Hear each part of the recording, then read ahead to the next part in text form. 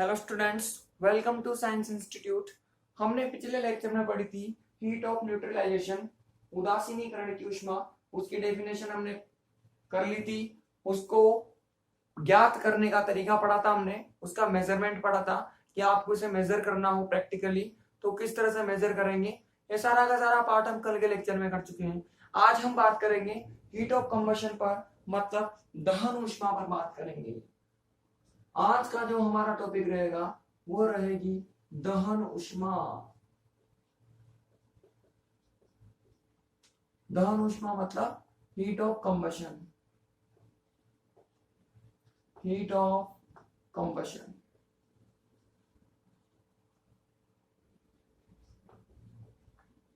क्या होती है हीट ऑफ कंबशन भाई? इसके बारे में आप लोगों ने फर्स्ट ईयर में और 11th-12 में थोड़ा बहुत पढ़ा होगा भाई। दहन ऊष्मा का मतलब होता है, दहन का मतलब होता है किसी भी को भी जलाना, किसी भी पदार्थ को या किसी भी चीज को जब बर्न करते हो तो उस बर्न करने की प्रक्रिया को कहा जाता है दहन।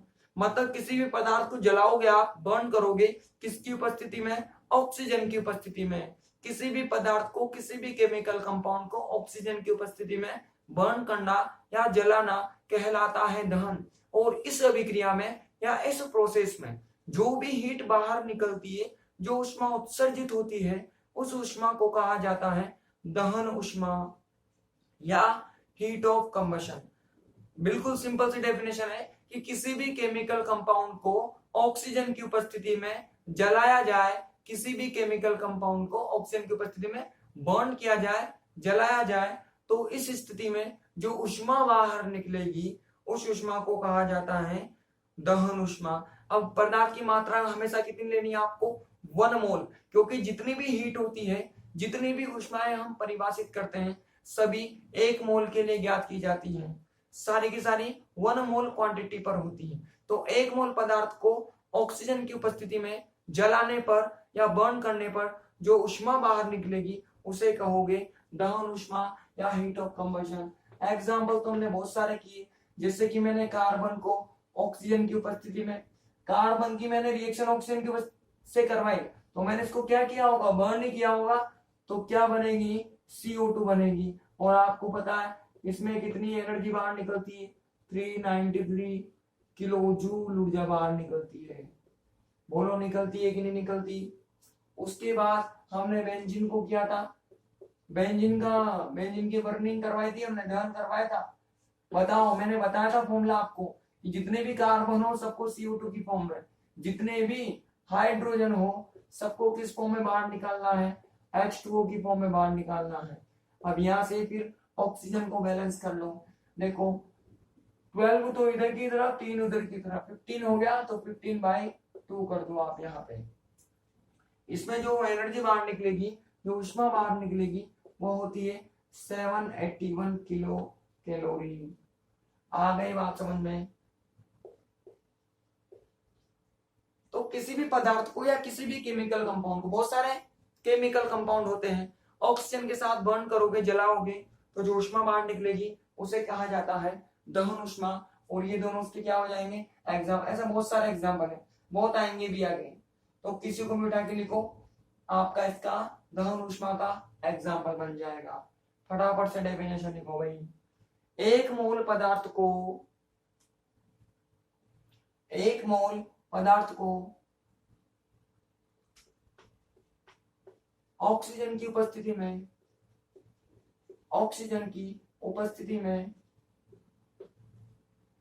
एक मोल पदार्थ को ऑक्सीजन की उपस्थिति में जलाना,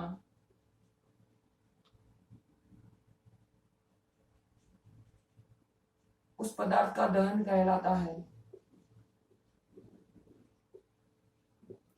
उस पदार्थ का दहन कहलाता है।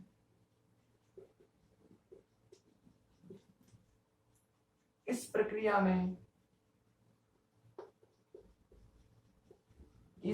में जो ऊष्मा बाहर निकलती है उसे दहन ऊष्मा कहते हैं। उसे दहन ऊष्मा कहते हैं। उसे दहन ऊष्मा कहते हैं।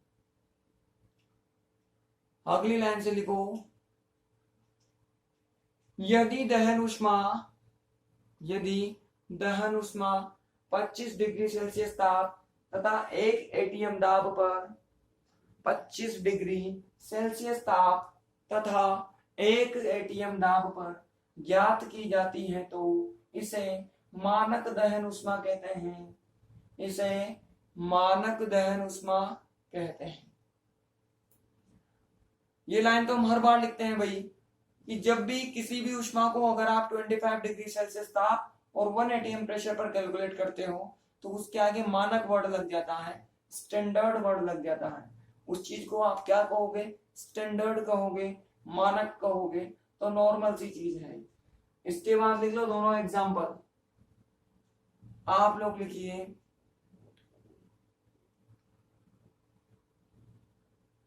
when 1 mole of chemical compound, when 1 mole of chemical compound is burnt, 1 mole of chemical compound is burnt in presence of oxygen, in presence of oxygen, then it is called combustion, then it is called combustion.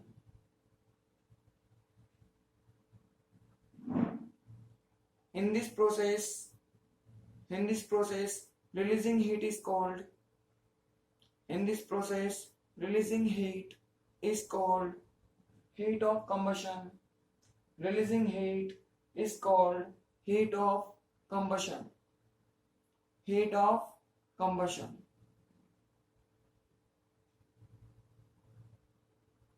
Done.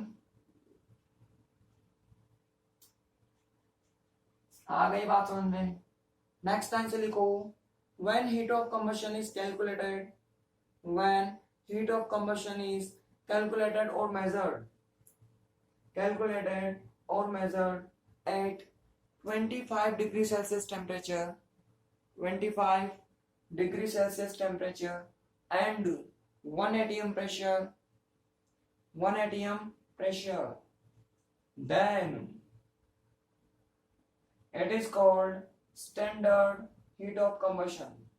Standard heat of combustion. Standard heat of combustion. आ गई बात समझ में? तो किसी को भी जलाओगे oxygen के साथ तो उसे कहा जाता है दहन, और जो ऊष्मा बाहर निकलेगी वो क्या हो गई आपकी?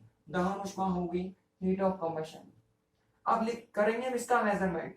जैसे हमने हीट ऑफ न्यूट्रलाइजेशन का मेजरमेंट किया था, अब इसका भी हमें मेजरमेंट करना है। वो भी कौन सा? प्रैक्टिकल मेजरमेंट करना है, प्रायोगिक मापन करना है। इसके लिए भी एक प्रैक्टिकल अरेंजमेंट होता है, जिस उपकरण की सहायता से इसे ज्ञात किया जाता है उसे कहा जाता है बॉम कैलोरीमीटर।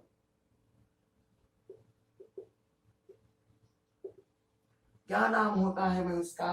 Bomb calorimeter. दिखता कैसा है? ऐसा दिखता है भाई।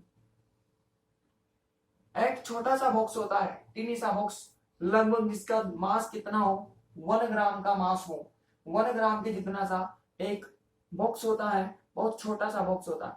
अब आप लोग खुद ही सोच लो, जिसका मास ही 1 ग्राम हो, भार ही 1 ग्राम हो, वो कितना सा दिखता होगा? वो छोटा सा दिखता है। ये हमने क्या लगा दिया? थर्मामीटर।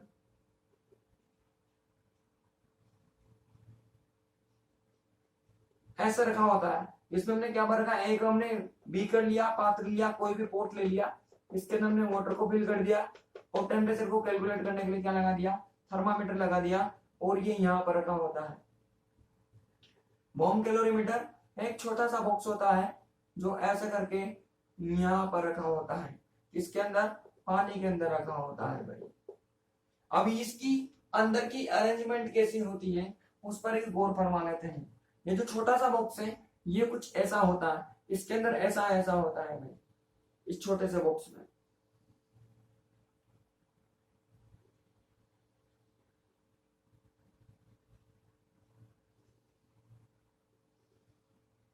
इस तरह का दिखता है ये बॉक्स,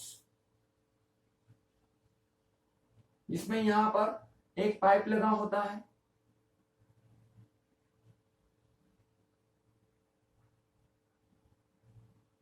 जिससे ऑक्सीजन सप्लाई की जाती है, ऑक्सीजन को पहुंचाया जाता है, क्योंकि आपको पता है हमें दहन करवाना है, लेकिन किसकी उपस्थिति में करवाना है, ऑक्सीजन की उपस्थिति में करवाना है। इस वजह से यहाँ से O2 दी जाती है, और यहाँ पर एक लगा होता है कप, इस कप में भरा जाता है किसी भी पदार्थ को, नाम दे दिया मैंने सी कप, और इसके ऊपर एक जस्ट लगा होता है फिलामेंट, जिसे हम क्या देंगे, ऊष्मा देंगे, ऊष्मा।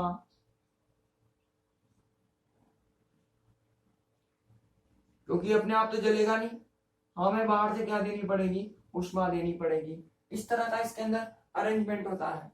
यहां से O2 दी जाती है कितने दाब पर, 25 to 30 atm प्रेशर पर, 25 to 30 atm प्रेशर पर O2 को सप्लाई किया जाता है। यहां से O2 at 25 to 30 atm। आई बात समझ में? ये कप सी होता है जिसमें भरा जाता है पदार्थ को, ये होता है फिलामेंट F, जिससे ऊष्मा दी जाती है।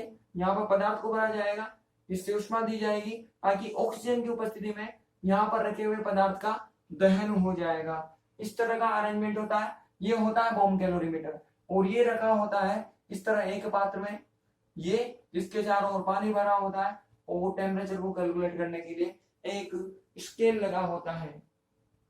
अब देखो होगा क्या, जिस भी पदार्थ की हमें दहन ऊष्मा कैलकुलेट करनी हो, हीट ऑफ कंबशन ज्ञात करनी हो, उस पदार्थ को यहाँ पर भरा जाता है, और यहाँ से O2 सप्लाई की जाती है। इस फिलामेंट की सहायता से उसे जलाया जाता है। जलाएंगे तो ऊष्मा बाहर निकलेगी।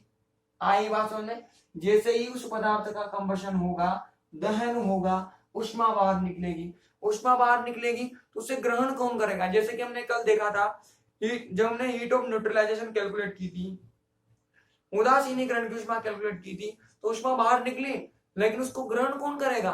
आसपास का एनवायरमेंट करेगा। जो भी आसपास चीजें होगी वो उस ऊष्मा को ग्रहण कर लेगी, अब्सॉर्ब कर लेगी। आई बात समझ में? तो यहाँ भी वही होगा, जैसे ही हीट बाहर निकलेगी, ये जो इसके अंदर का एनवायरमेंट है या इसकी जो सरफेस है इस बॉम्ब कैलोरीमीटर की, ये उस ऊष्मा को ग्रहण कर लेगी। जैसे ही ऊष्मा को ग्रहण करेगी, हीट अब्सॉर्ब करेगी, तो इसके टेम्परेचर में इंक्रीज होगी, वृद्धि होगी। बॉम्ब कैलोरीमीटर का ताप बढ़ेगा। बॉम्ब कैलोरीमीटर गर्म होगा तो पानी भी क्या होगा? गर्म होगा। इसका टेम्परेचर बदलेगा तो ये इस पानी के अंदर रखा हुआ है, ये गर्म होगा तो ये पानी भी गर्म होगा, इसकी भी हीटिंग होगी, पानी की हीटिंग होगी, जिसको हम कहां से कैलकुलेट कर सकते हैं? इस थर्मामीटर से कैलकुलेट कर सकते हैं, इस तापमापी से ज्ञात कर सकते हैं। आगे बात समझ में? किया क्या हमने? जिस भी पदार्थ का कंबशन करवाना हो उसे कपसी में भरना है। कंबशन करवाओगे तो हीट रिलीज होगी, बाहर निकलेगी, उसे कौन लेगा? ये बॉम्ब कैलोरीमीटर अब्सॉर्ब कर लेगा। जो आसपास की चीजें होंगी वही तो लेंगी। आसपास कौन है? जैसे फैलेगी, ये सारा का सारा जो बॉम्ब कैलोरीमीटर छोटा सा है, छोटा सा 1 ग्राम का, बिल्कुल टीनी सा दिखता होगा, वो ग्रहण कर लेगा, तो उसके ताप में वृद्धि होगी, टेम्परेचर इंक्रीज करेगा, इसका ताप बढ़ेगा, तो ये पानी में रखा हुआ है तो इस वाटर का टेम्परेचर भी बढ़ेगा। जैसे ही वाटर का टेम्परेचर बढ़ेगा, उस टेम्परेचर को कहां से कैलकुलेट कर लोगे आप? इस थर्मामीटर से कैलकुलेट कर लोगे। आई बात समझ में? सपोज करो कंबशन करवाने से पहले टेम्परेचर T1 हो, और कंबशन करवाने के बाद टेम्परेचर बढ़कर कितना हो गया हो? T2। पॉसिबल है। हमने मान लिया कि पहले T1 था, अब इंक्रीज हुआ और कितना हो गया? T2 हो गया। और ये छोटा सा बक्सा होता है, छोटा सा बॉक्स होता है, इसका जो भी मास होगा उस मास को कितना मान सकते हैं? 1 ग्राम का ही होता है ऑलमोस्ट। हमने मास को कितना कर लिया? 1 ग्राम कर लिया। माना कि इस बॉम्ब कैलोरीमीटर की जो भी विशिष्ट ऊष्मा होगी, जो भी स्पेसिफिक हीट होगी, उसको मैंने C से रिप्रेजेंट कर दिया। आई बात समझ में? देखो भाई, टेम्परेचर पहले T1 था तो T2 हो गया, हम मान ही रहे हैं भी सब कुछ। इसका जो भी मास था, छोटा सा बॉक्स है तो कितना मास हो गया इसका? लगभग 1 ग्राम का होगा। इसकी जो भी विशिष्ट ऊष्मा होगी उसको हमने कितना मान लिया? C मान लिया। आई बात समझ में? अब ऊष्मा को निकालने का फॉर्मूला पता है ना आप लोगों को? क्या होता है? mSdt। ये तो टेम्परेचर चेंज, ये विशिष्ट ऊष्मा, ये मास। आ गई बात समझ में? तो यहाँ पर हुआ क्या, हमने देखा जैसे ही कंबशन हुआ उस ऊष्मा को किसने ग्रहण किया, इस बॉम्ब कैलोरीमीटर ने ग्रहण कर लिया। आई बात समझ में? जैसे ही कंबशन हुआ, दहन हुआ, उस पूरी ऊष्मा को ग्रहण कर लिया इस बॉम्ब कैलोरीमीटर ने। तो बॉम्ब कैलोरीमीटर की ऊष्मा वृद्धि होगी, इस बॉम्ब कैलोरीमीटर की ऊष्मा में क्या होने लगेगी, वृद्धि होने लगेगी। और इसकी ऊष्मा में होने वाली वृद्धि को कैलकुलेट कर सकते हैं हम इस वाले फॉर्मूले से। यही फॉर्मूला बताया था मैंने आप लोगों को कल। इस बॉम्ब कैलोरीमीटर की हीट में कितनी इंक्रीज होगी उसको हम कैलकुलेट कर सकते हैं उस फॉर्मूले से। हमें पता है मास इतना होता है, स्पेसिफिक हीट हमने मान ली C हो, टेम्परेचर चेंज कितना हो गया, इतना हो गया, वैल्यू पुट कर दो भाई। ये लो, मास कितना हो गया 1, उसके बाद में इसकी स्पेसिफिक हीट कितनी होगी, C हो गई। टेम्परेचर पहले T1 था, बाद में इंक्रीज होगा T2 हो गया। तो डिफरेंस कैसे निकालेंगे, हायर माइनस लोअर। तो T2 माइनस क्या आ जाएगा, T1 आ जाएगा। बोलो आएगी कि नहीं आएगी, आएगी। माना कि हमने इसके अंदर कितने पदार्थ को भरा था, W ग्राम पदार्थ को भरा था। अरे भाई जो भी पदार्थ भरोगे उसका कोई ना कोई द्रव्यमान तो होगा ऐसे ही। माना कि हमने यहाँ पर कितना पदार्थ भरा हो, W ग्राम पदार्थ भरा हो, तो भरने से पहले टेम्परेचर T1 था, बाद में T2 हो गया। मास इस कैलोरीमीटर का 1 था, स्पेसिफिक हीट इतनी थी। तो जब हमने W ग्राम का कंबशन करवाया, W ग्राम का दहन करवाया, तो हमें कितनी ऊष्मा मिली, इतनी ऊष्मा मिली। समझ में आ रही है बात? जब हमने W ग्राम का दहन करवाया, इसका कंबशन करवाया, तो कितनी ऊष्मा बाहर निकली, इतनी ऊष्मा बाहर निकली। अब दहन ऊष्मा ज्ञात करनी हो, अब हमें पता लगाना है क्या ये जो ऊष्मा बाहर निकली वो हमारी दहन ऊष्मा होगी क्या। जैसे कि कल हमने पता लगाया था कि जो भी हीट बाहर निकली या जो भी हीट हमें मिली, क्या वो हमारी हीट ऑफ न्यूट्रलाइजेशन होगी क्या। तो हमने कहां पर गए थे, हम उसकी डेफिनेशन पर गए थे। तो यहाँ भी कहा जाएंगे डेफिनेशन पर। हम जानते हैं कि एक मोल को जब दहन करवाते हैं या एक मोल को जब जलाते हैं तो उसमें जो ऊष्मा बाहर निकलती है उसे कहा जाता है दहन ऊष्मा। तो हमने कितने का दहन करवाया, W ग्राम का दहन करवाया। हमें कितने मोल को दहन करवाना है, 1 मोल को दहन करवाने की आवश्यकता है।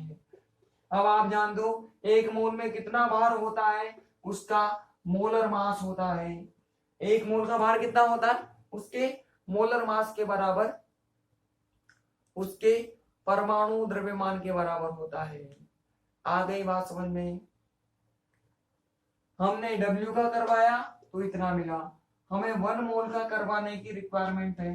अब 1 मोल का मास कितना होगा, उसके मोलर मास के बराबर। तो मोलर मास अब यहां से निकाल सकते हैं कि W से हमें कितनी मिली, इतनी मिली, W से इतनी मिली। तो M से कितनी मिलेगी, सभी को पता है हमें क्या करना है आगे। ये W तो आ जाएगा नीचे की तरफ और जो कैपिटल है वो कहाँ आ जाएगा, ऊपर की तरफ आ जाएगा। बताओ आ गया कि नहीं आ गया। 1 मोल में परमाणु द्रव्यमान के बराबर भार होता है, मोलर मास के बराबर भार होता है। तो W से इतना, तो M से इतना हो जाएगा। अब इसको रिप्रेजेंट कैसे करें, देखो ये कौन सी ऊष्मा होगी। अब आपको पता है ये जो पूरा का पूरा कैलोरीमीटर है ये पूरी तरह से क्लोज है, बंद है। बंद कोई भी चीज बंद होती है उसका आयतन क्या होता है, कांस्टेंट होता है, वॉल्यूम नियत होता है। ये बॉम्ब कैलोरीमीटर पूरी तरह से बंद है, पूरी तरह से बंद है, क्लोज है। तो इसका जो वॉल्यूम होगा वो कांस्टेंट होगा, मतलब जो भी इसकी ऊष्मा में वृद्धि हुई वो स्थिर आयतन पर वृद्धि हुई है, कांस्टेंट वॉल्यूम पर इसकी ऊष्मा में वृद्धि हुई है। अब कांस्टेंट वॉल्यूम जब होता है तो कौन सी ऊष्मा लिखी जाती है, अरे कांस्टेंट वॉल्यूम पर कौन सी ऊष्मा होती है, डेल्टा E होती है। बोलो होती है कि नहीं होती। कांस्टेंट वॉल्यूम हो गया, कैसे हुआ, क्योंकि ये क्लोज है। तो कांस्टेंट वॉल्यूम पर ऊष्मा में वृद्धि हुई, इसकी हीट इंक्रीज हुई, तो उसको कैसे रिप्रेजेंट करेंगे, कांस्टेंट वॉल्यूम पर इंटरनल एनर्जी होती है, तो इसको ऊष्मा को कैसे रिप्रेजेंट कर देंगे हम, डेल्टा E से। तो डेल्टा E बराबर क्या हो जाएगा, ये रहा भाई 1 इंटू सी, और ये T2 माइनस T1, और ये M अपॉन क्या हो जाएगा, W हो जाएगा। बोलो आएंगे। अब आपको पता है ऊष्मा बाहर निकलती है, ऊष्मा बाहर निकलती है, और कोई भी चीज बाहर निकले तो आगे कौन सा साइन लगाना पड़ेगा, माइनस साइन लगाना पड़ेगा। बोलो एकदम करेक्ट है कि नहीं है? एकदम करेक्ट है कि नहीं है भाई? कोई भी ऊष्मा बाहर निकलेगी तो हमें साइन कौन सा लगाना पड़ेगा, माइनस।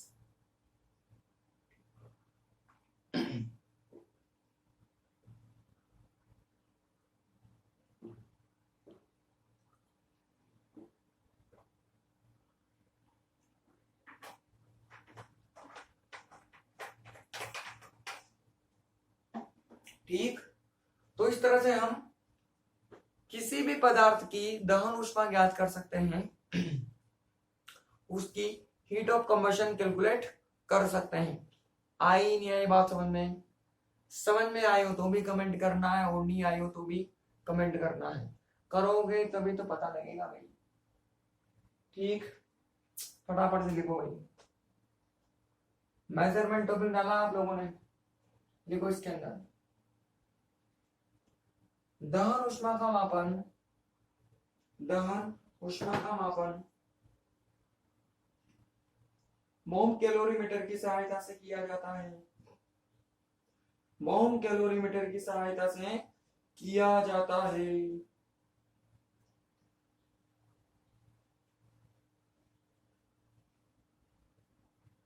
इसे निम्न प्रकार से प्रदर्शित किया जा सकता है, इसे निम्न प्रकार से प्रदर्शित किया जा सकता है। दोनों डायग्राम बना लो, ये वाला भी डायग्राम बना लो भाई, और ये वाला डायग्राम भी बना लो।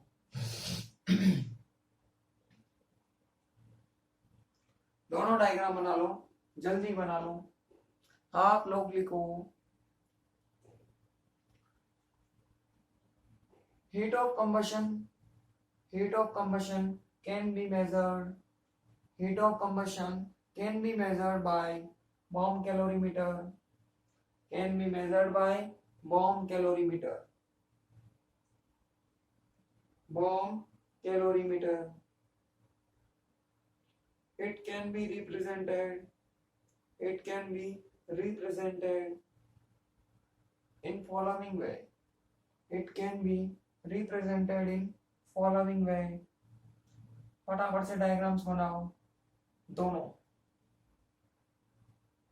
आप लोगों ने बना लिया होगा, पॉज करके बनाना है डायग्राम।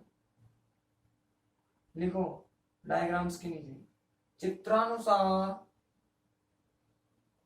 चित्रानुसार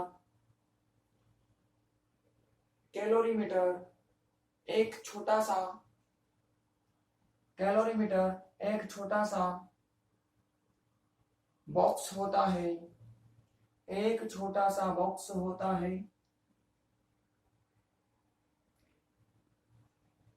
जिसमें एक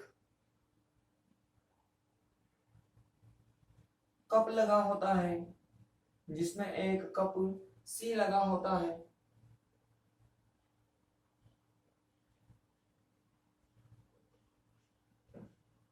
इसके ऊपर फिलामेंट एफ उपस्थित होता है, इसके ऊपर फिलामेंट एफ उपस्थित होता है, फिलामेंट एफ उपस्थित होता है।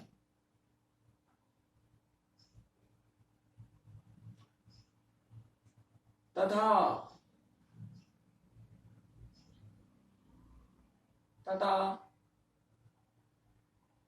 25 से 30 एटीएम दाब पर, 25 से 30 एटीएम दाब पर ऑक्सीजन को प्रवाहित करने के लिए, ऑक्सीजन को प्रवाहित करने के लिए एक, ऑक्सीजन को प्रवाहित करने के लिए एक नली लगी होती है, एक नली लगी होती है।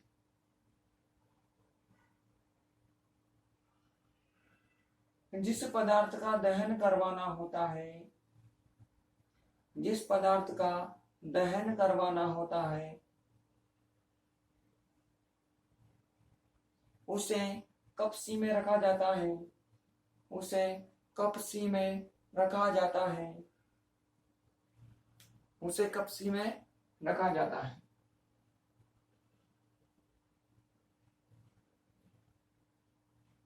उसके पश्चात ऑक्सीजन को प्रवाहित करते हुए, उसके पश्चात ऑक्सीजन को प्रवाहित करते हुए फिलामेंट की सहायता से, ऑक्सीजन को प्रवाहित करते हुए फिलामेंट की सहायता से पदार्थ का दहन करवाया जाता है, पदार्थ का दहन करवाया जाता है, जिससे ऊष्मा उत्सर्जित होती है, जिससे ऊष्मा उत्सर्जित होती है।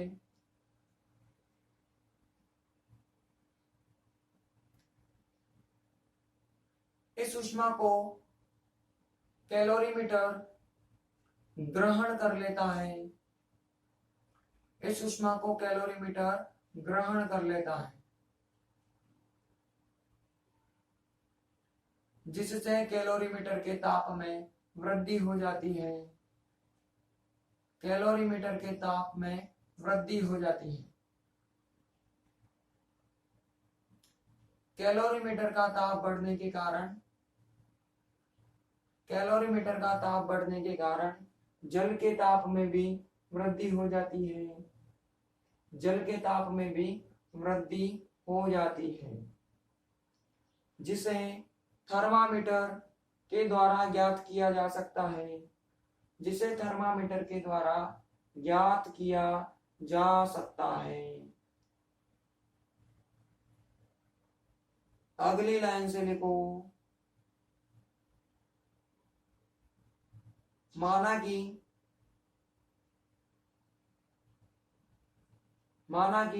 W ग्राम पदार्थ के दहन से, W ग्राम पदार्थ के दहन से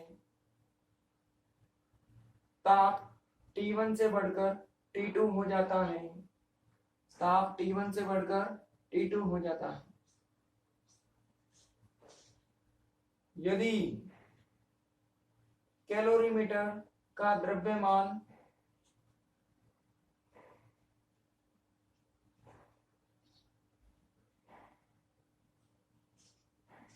कैलोरीमीटर का द्रव्यमान तथा विशिष्ट ऊष्मा क्रमशः 1 ग्राम तथा C हो तो 1 ग्राम तथा C हो तो W ग्राम पदार्थ के दहन से, W ग्राम पदार्थ के दहन से उत्सर्जित ऊष्मा, W ग्राम पदार्थ के दहन से उत्सर्जित ऊष्मा। लिख लो भाई।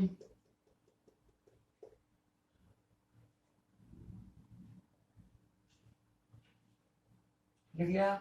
अगली लाइन से लिखो। तब 1 मोल पदार्थ, 1 मोल पदार्थ अर्थात M ग्राम, कैपिटल M ग्राम, कैपिटल M ग्राम पदार्थ के दहन से, पदार्थ के दहन से प्राप्त, पदार्थ के दहन से प्राप्त दहन ऊष्मा, पदार्थ के दहन से प्राप्त दहन ऊष्मा डेल्टा E बराबर माइनस, लिख लो। ठीक, आप लोग लिखो भाई डायग्राम्स के नीचे। According to figure, according to figure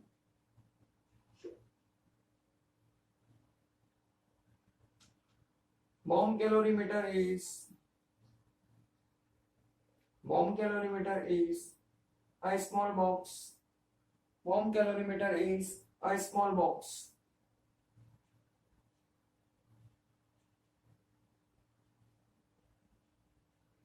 in this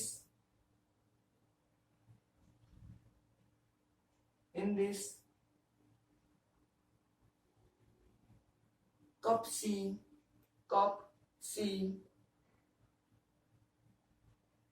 is present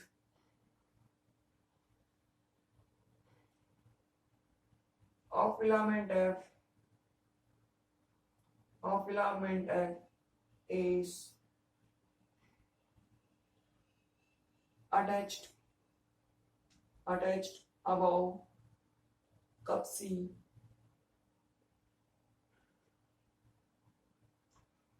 The substance whose heat of combustion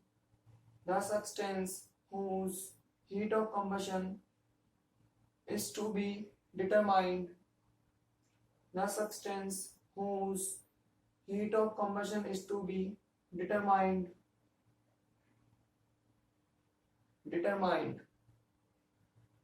is kept in cup C.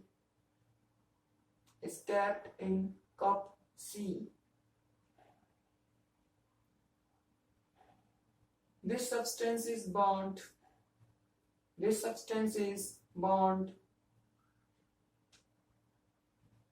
with help of filament F on passing O2 at 25 to 30 atm pressure, oxygen at 25 to 30 atm pressure.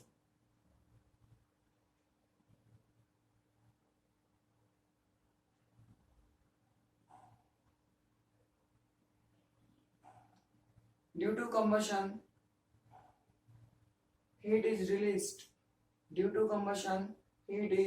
released.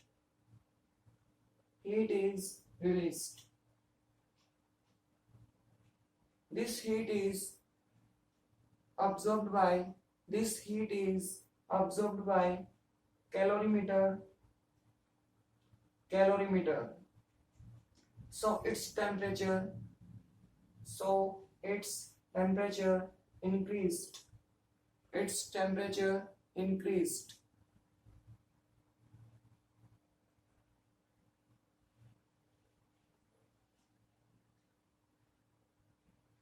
Due to increasing in temperature of calorimeter,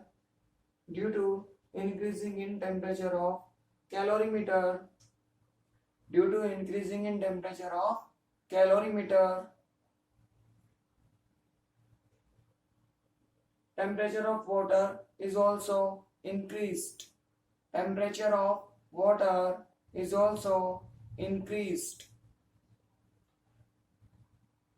Which can be calculated by thermometer.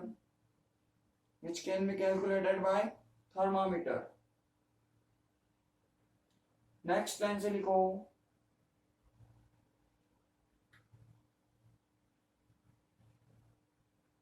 when W gram of substance is burned, then temperature becomes T2 from T1. If mass and specific heat of calorimeter are 1 gram and C, then heat released due to combustion of W gram of substance, then heat released due to combustion of W gram of substance. लिख लो जल्दी से. Next line से लिखो,